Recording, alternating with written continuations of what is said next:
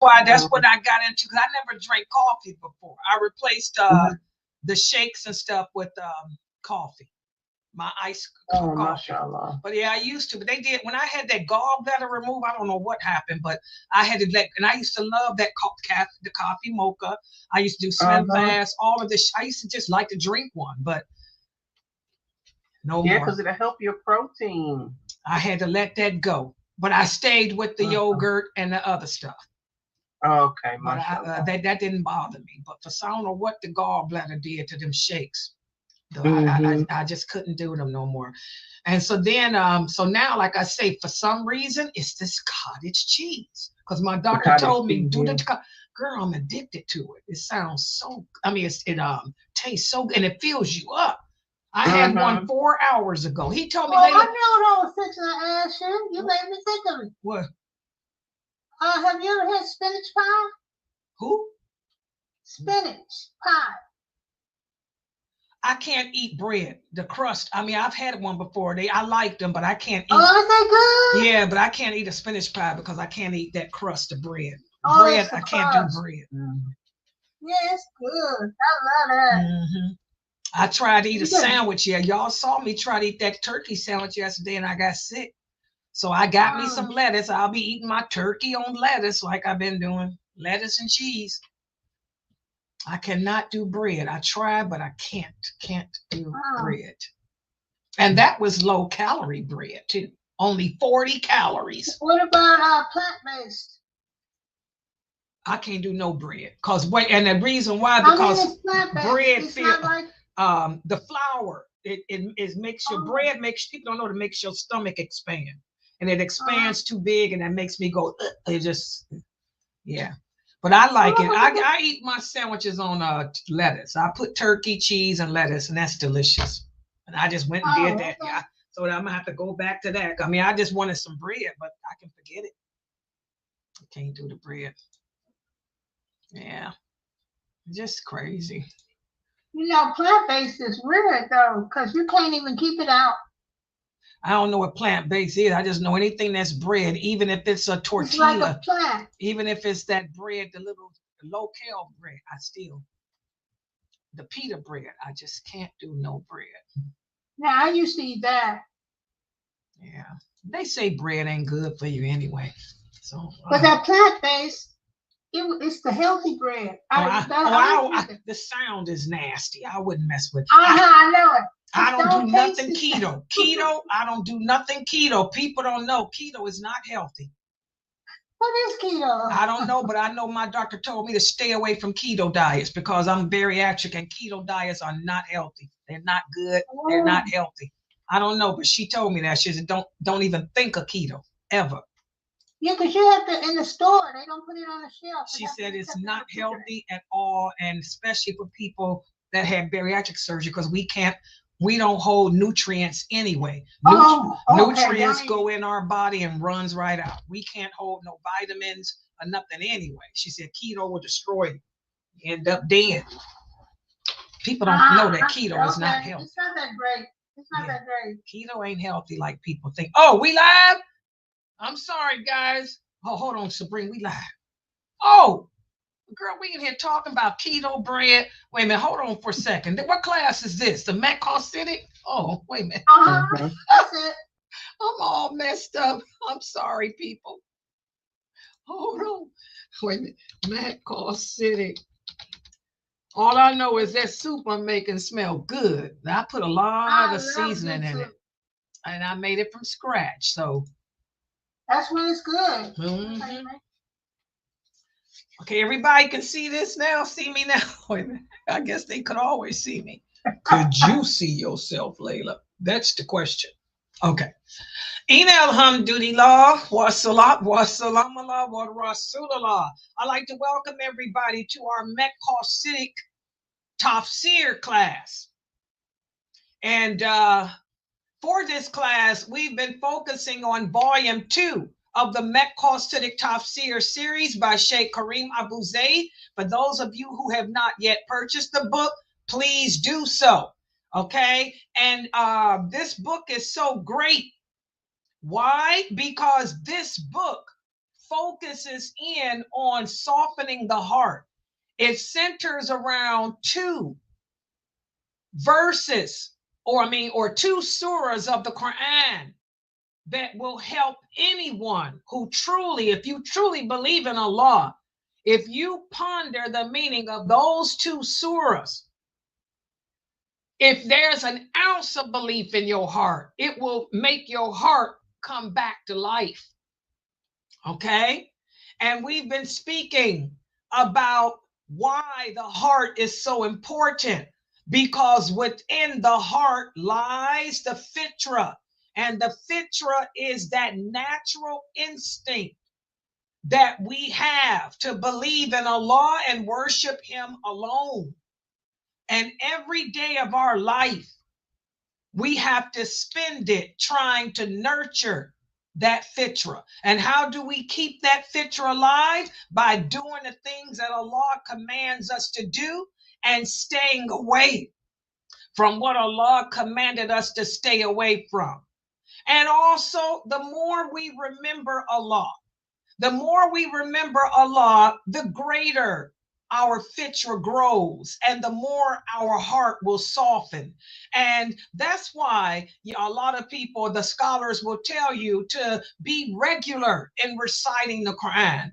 The Prophet Muhammad said, recite the Quran regularly, because it keeps the heart softened. It keeps the fitrah within the heart connected to Allah. And that's what we're going to speak about today, the impact that Allah's revelations have on the heart. And when we talk about the revelations, it's not just the Quran. We're also speaking about the Hadiths. So I want everybody to sit back, take notes, take screenshots of the PowerPoint, because we're living in the days of fitan. We're living in the days in which we have some people who call themselves Muslims. They call themselves people who believe in Allah, but they say they don't believe in the Hadith. Oh, you're crazy. If you don't believe in the Hadith, you're not a Muslim, because you have to testify to Muhammad or Rasulullah. And a lot of Muslims don't know what Muhammad or Rasulullah means. That's our allegiance to the Prophet Muhammad sallallahu alaihi wasallam. And that allegiance entails obeying him, following his example, adhering to the things he said, and all of that. So let's put the PowerPoint up on the screen and get started with tonight's lecture. Okay, give me a second here. Uh-oh, wait a minute, hit the wrong button. Okay. And by the way, I'm cooking too, so if I jump up to check my food, guys, y'all let me do that, because it smells good. That's making me some soup, homemade soup, and I don't want to burn it. Okay, so tonight we're going to be discussing how the revelations affects or impacts that instinct, that natural instinct within us to believe in Allah and worship Him alone. That natural instinct that we have within us to obey Him and everything that He commanded. So let's take a look at it. And we're covering pages 39 through 42. Now, I want all the Muslims to know that when we speak about the revelation is not just the Quran. The revelations are the Quran and also the authentic hadiths. The authentic hadiths. So you have to believe in all the revelations. You can't say that you're a Muslim and you just follow the Quran. Well, you're not a Muslim. You have to follow the Quran and the example of our Prophet Muhammad sallallahu alaihi wasallam. And it comes with a condition too. That part too. Our understanding of the Quran and our understanding of the Hadith, it has to be understood and implemented the way the companions of the Prophet understood it. and the way the companions of the Prophet sallallahu alaihi wasallam implemented it. Okay? So revelation in the form of the Quran and revelation in the form of the Hadith is inseparable. Why is it inseparable? Because the Prophet Muhammad said, you will never understand the Quran until you learn my Hadiths. The Hadiths are the things the Prophet Muhammad said and did. What's the source of that Hadith, Layla? This is Sahih Muslim.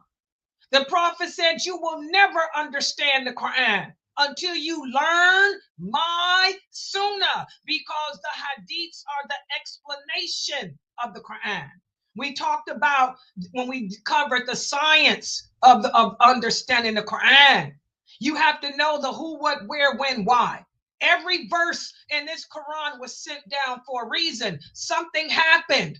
You have to know who, what, where, when, why to understand what's going on. And you're not going to find the story about who, what, where, when, why in the Quran. You got to learn the Hadith for that. They go hand in hand. They're inseparable. So if a person tells you that they don't believe in the Hadith, they're not a Muslim. They're not following what the Prophet Muhammad came with. They're not going to know how to pray. They're not going to know how to wash a dead body. They're not going to know, what to do, when having at the time of menses. They're not going to know any of that. Listen to what Allah says in the interpretation, the meaning. Whoever obeys Allah and the Prophet belongs with those who are blessed by Allah. And who are the people that Allah has blessed? He has blessed the prophets, alayhi salam. And he blessed the first supporters of the truth. Who are the first supporters of the truth? And he blessed the martyrs. And he blessed those who helped humanity. How beautiful is it to be in their company? We all say we want to go to paradise. I look on Facebook. Most of your Facebook pages are horrific. The people and the things they post, the things that people post on Facebook is sad. Muslims post up all this garbage about how they claim they believe in Allah. But can you ask yourself, are you in a company of any of these? Allah says who he has blessed. Are you in the company of the prophets? Are you in the company of the true martyrs? Who are the martyrs? They're the people that fought and died, paving the way for us. The martyrs are the men and women who fought during the Battle of Badr, the men and women who fought during the Battle of Uhud. I'm talking real battles for the sake of Allah. Those companions that fought under the caliphate of Abu Bakr, the caliphate of Umar. That's who I'm talking about. I ain't talking about who you think is a martyr today, because you don't know that. Like the prophet said, most people that you think are martyrs are going to be in the hellfire. I'm talking about the real martyrs that we know for a fact are martyrs. Are you in their company? Did you sacrifice like Hamza did? Again, the companions are our role models. Did you sacrifice for Allah? Did you stand up for the truth like Hamza did? Radiallahu anhu. Like those companions did. They prayed their prayers. They wore their hijab. They obeyed Allah. You don't know what these people today are doing, because war is also a punishment. That's the main reason why Allah sends war, to punish the people, to cleanse the earth of the bad Muslims. But those weren't bad Muslims. We can honestly say that most of them were good. How beautiful is it to be in their company? Do you think you living up to the company of Hamza, radiallahu anhu, or any of those companions? Again, as the Prophet sallallahu alaihi wasallam said, the best word, the most truthful word is the book of Allah. And the best guidance is the guidance of the Prophet Muhammad. What is that? The guidance of the Prophet Muhammad is his hadiths. The hadiths. The hadiths are the things the Prophet said and did. So if you got a brother telling you, and I'm talking to these new shahadas, because many of them have come upon men who say they don't believe in the hadiths. Leave them. These people are shaitans. They're not Muslims. The Prophet says right here, the truth is the Quran, and the best guidance is from him, the Prophet Muhammad. That's the hadith. How are you going to be guided if you don't believe in his Sunnah? Okay? And the Quran is the final message that Allah sent to all humanity. The Quran appeals to our hearts. The Quran, when you read it and ponder it and believe in it, it makes you submit to Allah. Why? Because the Quran is not a creation of Allah. Don't get it twisted. It's not a creation of Allah. The Quran is the speech of Allah. It's Allah's words. Allah speaking to us. And to even recite those words becomes an action of worship. But we don't just recite the words. We're supposed to also pay attention to the contents of the guidance in those words. Because the words of Allah are a means of guiding us, letting us know what he expects of us, letting us know what he likes, what he doesn't like.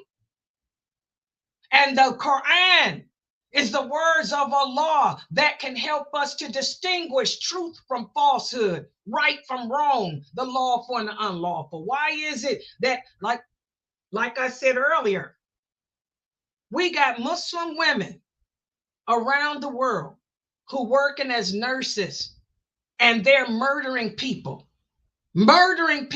every day. We got Muslim women who have the nerve to say that it's lawful to take a person's life to put them out of misery. And when you tell them no, who told you that? That ain't what Allah said.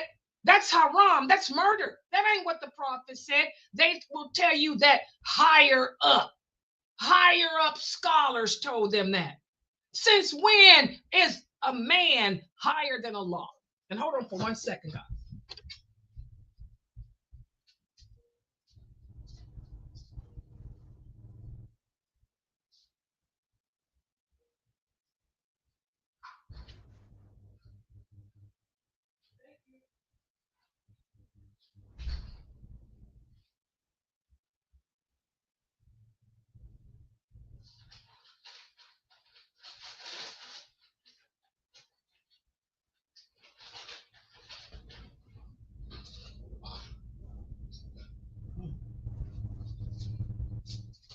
Okay, I'm sorry. By the way, for the sister that sent me to Starbucks, may Allah bless you. Alhamdulillah, I got my Starbucks. Oh, it's delicious. That's what I needed. Okay, so, why is it that we have women working as nurses killing people for a living? It's because they're too stupid. They don't understand right from wrong. They think it's okay to take a person's life. They don't understand the lawful and the unlawful. Why? Because they don't read the Quran. They don't understand the Quran. They know nothing about the Hadith. They don't know anything about the Prophet Muhammad. They don't know anything about the companions. Give me one instance when any companion took the life of another. We have this Hadith where the Prophet Sallallahu Alaihi Wasallam was told that a man fought during one of the battles. He hurt his hand. He was in so much pain, suffering so bad from that pain that he killed himself. The Prophet said, well, guess what? That man is in hell because he despaired of the mercy of Allah. We never give up. You never say that you're suffering so bad that you're going to take your own life. That hadith is Bukhari, Sahih Bukhari. So we got Muslim women who are nurses killing people for a living. All that murder, all that blood on their hands. Why? Because they don't believe in the Sunnah of the Prophet Muhammad sallallahu alaihi wasallam. They don't know the hadiths. They don't read the Quran and ponder its meaning. Because if they read the Quran and pondered the meaning, they would see that Allah says in several verses, under no circumstance can you take the life of another human being unless it falls in those three categories Allah gave.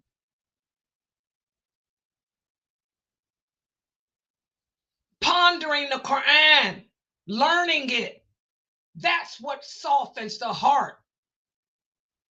Pondering the hadiths, learning the meaning of them, learning about those companions, learning about the Prophet's life, that's what softens the heart.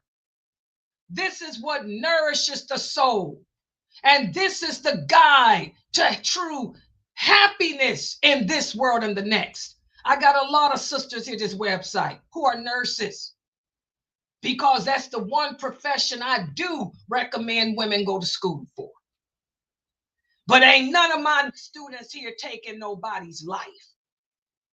All my students are nurses, and they all know when they don't work the floors of DNR. If somebody got a DNR, they don't deal with it. They say transfer me to a different ward, a different floor, a different profession. I don't handle DNR. And Muslims ain't the only ones. I used to work in the healthcare. I just retired. I had a lot of Jehovah Witnesses that I worked with. They didn't do DNR either. I had some 7-day Avengers I worked with. They didn't do DNR either. So we Muslims ain't the only ones that don't murder. There's other people that don't too. And we're respected for our religious beliefs. They did the same as me, work a different floor, a different office and all of that. We didn't work with DNR. So you Muslim women who are murdering people, shame on you.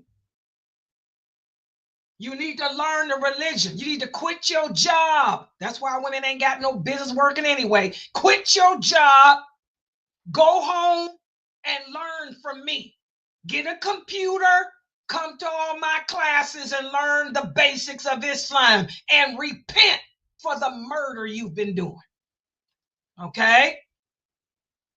Also, reading the Quran and learning the Hadith, this is what keeps the heart reminded of Allah. It reminds us of our purpose in life. It'll cause us to think twice, to not choose money over Allah, to not choose evil over what's good. And again, the Hadith is important, just as important as the Quran. Now, for the new shahadas, what is the meaning of the Hadith, this Arabic word? The Hadiths are the different reports that have been collected and gathered over the centuries on the lifestyle of the Prophet Muhammad. It includes his words, his actions, the things he approved of, the things he disapproved of, and all of that. What's the difference between the Hadith and the Quran? Whereas the Quran is the words of Allah sent down to us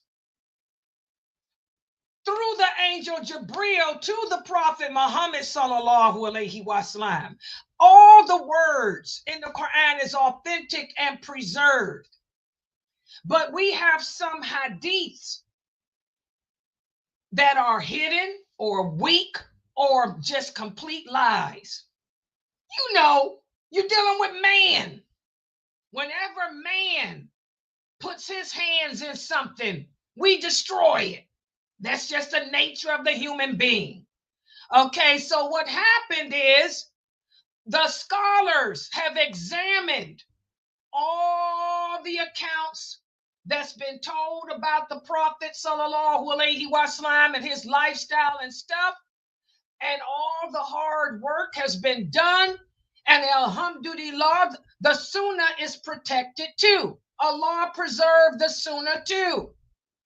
So we know which hadiths are authentic, and we know which ones are not, because ever since the Prophet sallallahu alaihi wasallam died, the companions worked hard to preserve it, and the ones that came after them, and etc. Okay? And that's why I'm always telling you, new shahadas, so as you don't fall into the sin of quoting a hadith that's not authentic, I tell my new shahadas, stick to the books, Bukhari and Muslim, because all the hadiths in Sahih Bukhari and Muslim are proven authentic. 80% of the knowledge of Islam is in Sahih Bukhari alone. Okay? So that's all you have to do, is stick to those two books. And if somebody comes to you with a hadith that you are unsure of, ask the people of knowledge, because the people of knowledge know which hadiths are authentic and they know which ones are not. Okay?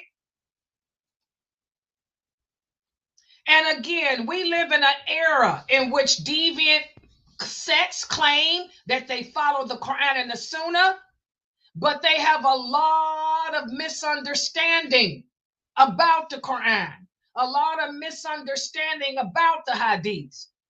So it is very important, guys, that when you find a person of knowledge who does know the Quran and who does know the hadiths, you cling to them.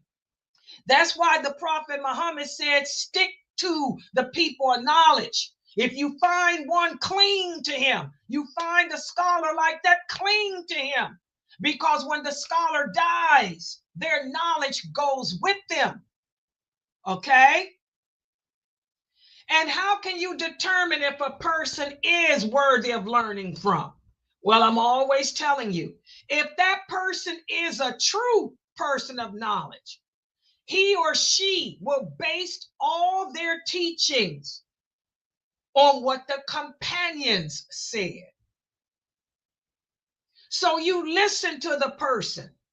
Are they teaching from the Quran and the authentic hadiths with the and giving you the understanding of the companions, or are do they call themselves teaching from the Quran and the hadiths, but they're giving you the understanding of some famous personality or some imam or somebody else other than those companions? Listen to what Allah says in the interpretation, the meaning.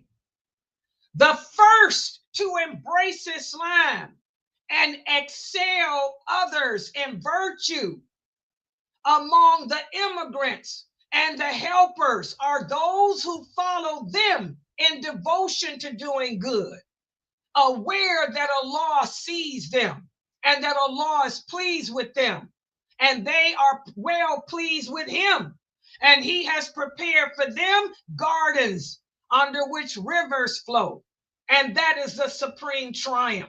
Here Allah is telling us, guys, that the best of this nation, nobody understands this religion better than those original companions. Okay? So if you got a person teaching you Islam, are they referencing things to Allah, the Prophet, and the understanding of the companions, or are they reading from some book written by some famous brother, some famous sister who ain't nobody in reality? Are they giving you their opinions, or are they backing it up like I'm doing here with evidence from the Quran, the Hadith, and the companions? Listen to what the Prophet Muhammad sallallahu alaihi wasallam said. He said, the best people are those of my century, my generation. And then those who come after them, and those who come after them. And after those, there will come people who witness, whose witness will precede their oaths, and whose oaths will precede their witnesses. In other words, what the prophet is saying, that's it.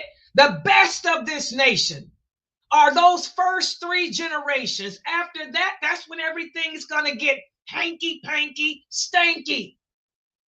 So that's why I'm telling you, you can tell if the person you're learning from is someone to learn from if he or she is backing up everything with those first 3 generation Muslims.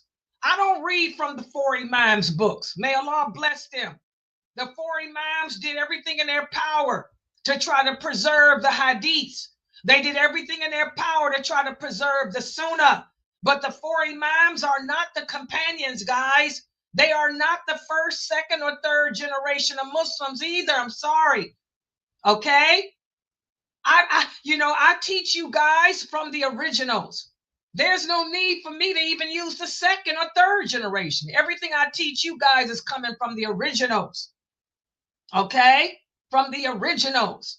Nowadays, we got people teaching from a madhab. Nowadays, we got people teaching from, we got a new madhab called the Ibn Taymiyyah madhab now. Okay, may Allah bless Ibn Taymiyyah, but he's not a companion. He's not one of these.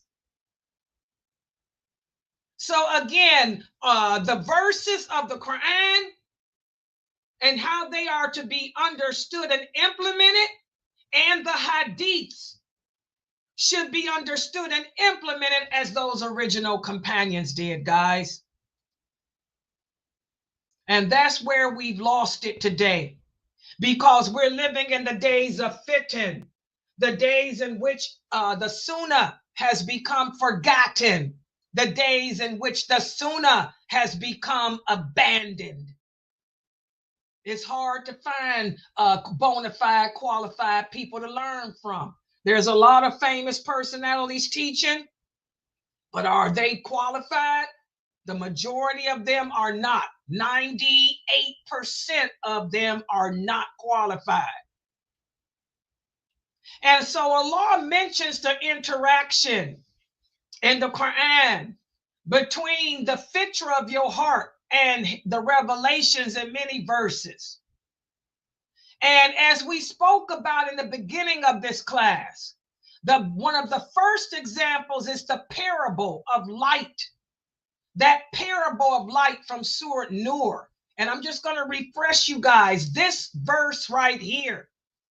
This verse right here exemplifies the interaction of that natural instinct to believe in Allah when it hears the words of Allah pronounced.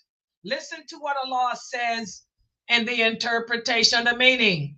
Allah is the light of the heavens and the earth. His light is like a niche in which there is a lamp. The lamp is in a crystal.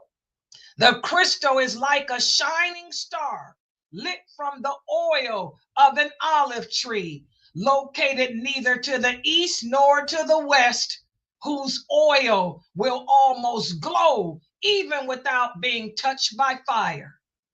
Light upon light, Allah guides whoever He wills to His light, and Allah sets forth parables for humanity, because Allah has perfect knowledge of all things. Today I'm going to end with this verse, and I want y'all to ponder this verse. Break it down like we did in the first class, sentence by sentence, word for word. And then the next time we meet in this class, which will be Thursday, I'm going to put this verse back up on the screen, and we're going to demonstrate once again how pondering Allah's words will open up your heart. If it's a sinful heart, if it's a dark heart, a closed heart, if you have even 1 ounce of belief in Allah, it's going to cause your heart to expand. All right, so that's what I want y'all to do for tomorrow. Ponder that verse. I want y'all to sit down, when put the kids to bed, sit down with yourself and read that verse. Have your dictionary with you. Look up the meaning of the words that you don't understand in English and see what happens to your heart. Tell me what you experience, and then I'm going to show you more on the next class. All right, so Subhanaka Allahumma wa bihamdika ashhadu an la ilaha illa anta astaghfiruka wa atubu ilayk. Are there any questions or comments? Go ahead if there are. Questions or comments? Go ahead.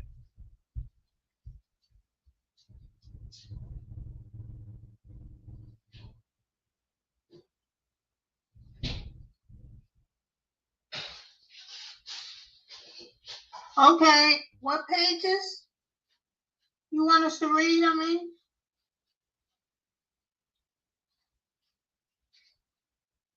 where did she go?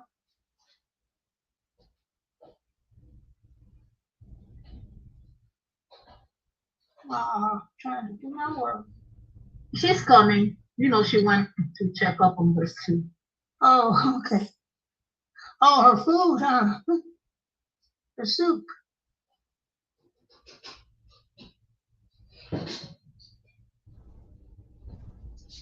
Okay, I'm sorry, guys. I had to check my food. Okay, any questions or comments? I did. What are those pages you say you want us to read? Oh God, what page is, girl? I don't know the page. That's the verse. The verse. I mean, the Of verse. Surah Nur. Let me Can you put up the last 5 again? I think the last 5 will tell us. Yeah, hold on. Oh, I done got rid of it. Hold on for a second. I had to catch my food so it didn't burn. Always, every time I'm teaching, I end up burning my food, man. Oh, Lord.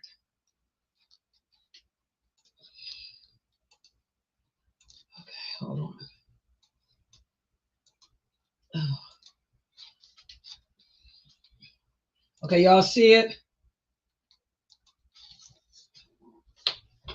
It's the same verse we went over. Oh, wait a minute. The first day, that one parable about from Surah Nur. Oh, okay. I think it's the first You know, five. still don't I have think no it's glasses. the first 5 verses. I think it's the first 5 verses of Surah Nur. Okay. Yeah, the first 5 verses of Surah Nur, I think it is. Take a screenshot. For those of you who are here, take a screenshot. Yeah. Any other questions? Yeah, I almost burnt my food.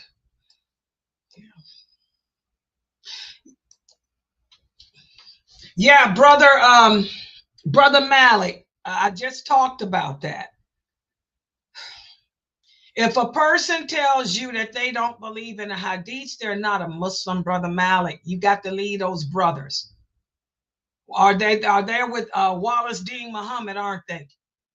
Wallace Dean Muhammad Muslims, they only follow the 40 hadiths of Imam Nawawi.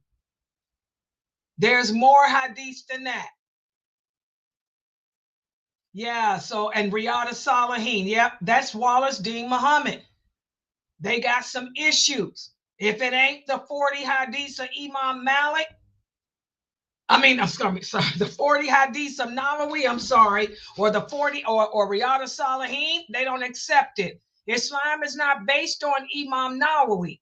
Imam Nawawi was not a prophet of Allah. I'm sorry. Okay? So if you hanging around with those brothers, then I think that's the Wallace Dean people.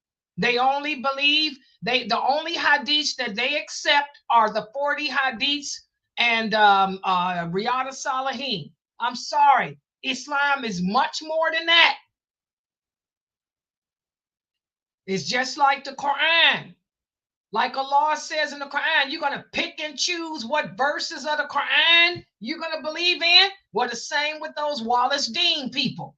You're going to pick and choose what words of the prophet and what actions of the prophets you're going to accept. Exactly. So you let those brothers go. You need to go find a masjid, a Sunni masjid, a masjid that follows the Sunnah, but don't just say they follow the Sunnah. You're gonna have to investigate too, because everybody claims to follow the Sunnah, but they don't. You're gonna have to see what they're advocating. If they're advocating nothing but those two books, then that's not right. Exactly. I'm sorry to hear that, Brother Malik, but that's the reality. Yes, your shahada is still accepted. Yeah, you believe in Allah, right? And you believe in the Prophet Muhammad sallallahu alaihi wasallam. You only worship Allah, right? Your shahada is accepted. It's just that you're not going to learn this religion, from them people correctly. If that's all they're telling you, the only hadith you need to learn, and they telling you disregard, I'm sorry, those people got problems. That's not the correct way to be. And wherever city you live in, Brother Malik, they have a lot of masjids. Just find a masjid that's upon the Quran and Sunnah. Stay away from Wallace Dean people. The Nation of Islam, I tell all my shahadas this. The Nation of Islam are not even Muslims. Wallace Dean Muhammad people, stay away from them too. A lot of Muslims don't know that they only accept those two hadith books. I know, because I had to find out the hard way here at this website. Yeah, stay away from Wallace Dean Muhammad people and also that other stuff. Yeah, Brother Malik, we're living in some hard times. These are harsh times. Now y'all see why Allah sent this war. And it ain't going nowhere. It's going to spread. It's not going away. You can protest against the qadr of Allah all you want to. You can boycott until you die of starvation. This war ain't going nowhere because Allah don't like it. Okay? Yeah, so just find another mosque, brother. I'm sorry to hear that. Yeah, for those of you who can't see what he's typing, he's from our Reddit group. He's saying that and now, he went to the mosque. He took his shahada at one of those Wallace Dean Muhammad masjids. And he said he was talking about what all the new shahadas do. Your fitrah gets ignited. You get so happy learning the religion. And so he was at the mosque sharing his knowledge, what he's learned here with the website about the angels. And he said something and they called him out on a hadith. And he told them the hadith is Sahih Muslim. And he said, they told him, no, we only deal with the 40 hadiths or the 40 hadiths of Imam Nawawi and Riyadh al-Salihin. That's what they told him. That they only deal with the 40, if it ain't in the 40 hadiths of Imam Nawawi or Riyadh al-Salihin, they don't accept it. So just find another mosque, a real mosque. Yeah, that's sad, but this is the world we live in today. Yeah. Any other questions or comments?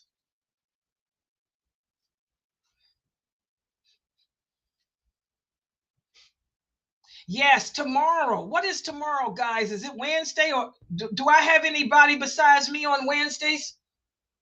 Who's No. Oh, okay, yes. Okay, Wednesday is just me. And my 6:30 class and my 9:30 class. By the way, guys, please check out the shorts. I put some shorts out. Go to my YouTube channel, click on the tab that says shorts. I made some shorts of Dr. Dramali speaking about the Quran. Really good shorts, good tips he gave. And also my shorts from my Q&A. My Q&A show from last Friday is posted up. And also the shorts from Brother Muhammad Ziada.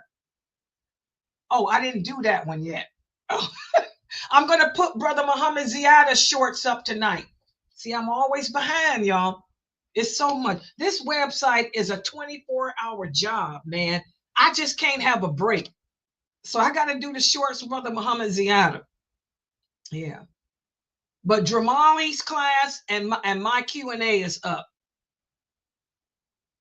Yeah.